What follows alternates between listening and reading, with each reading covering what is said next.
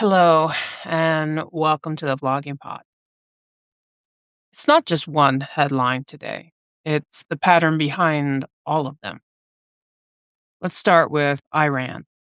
An Iranian delegation has arrived for negotiations, signaling that diplomacy is still on the table. And this came after the US president posted on True Social referencing an entire annihilation of the country itself.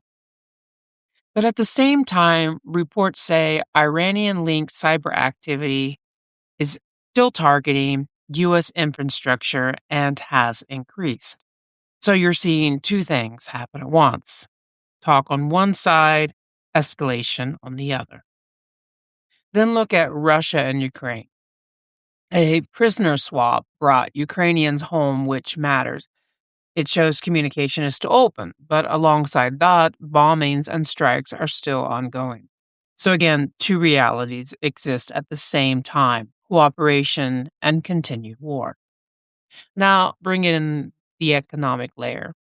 There are discussions about allowing continued purchases of Russian oil, even after sanctions were put in place. That may seem like a contradiction, but it points to pressure.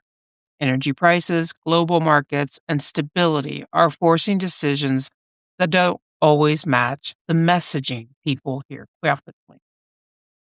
The same pattern shows up in Israel and Palestine situation. A video involving a Palestine child was shared by South Korea's president, which then drew criticism from Israel. Although the video itself is deeply disturbing in its content and any harm toward a child is unacceptable. It also shows how quickly information moves, who shares it, and how it turns into international tension almost immediately. Information is no longer separate from conflict, it's part of it. And here at home, you're seeing movement too. There are renewed calls for hearings involving Epstein victims following public statements from the president's wife and reports that those statements were not fully coordinated ahead of time. Although we have repeatedly heard there isn't anything to investigate for the president himself. Those developments are now creating pressure for a public response. So when you step back, the pattern becomes hard to ignore. Negotiations are happening, but so is escalation. War continues even alongside cooperation. Economic decisions shift under pressure. Information spreads globally and creates real consequences. But underneath all of that is something else. For every one of these headlines, there seem to be two parts to the story, two directions that don't quite line up. And that raises a real question. What do we take at face value and what do we question? Because when one message says one thing, but actions suggest else, when diplomacy and conflict happen side by side, when information spreads but it is immediately disputed, it creates a gap between what's being said and what's actually unfolding. And that gap matters.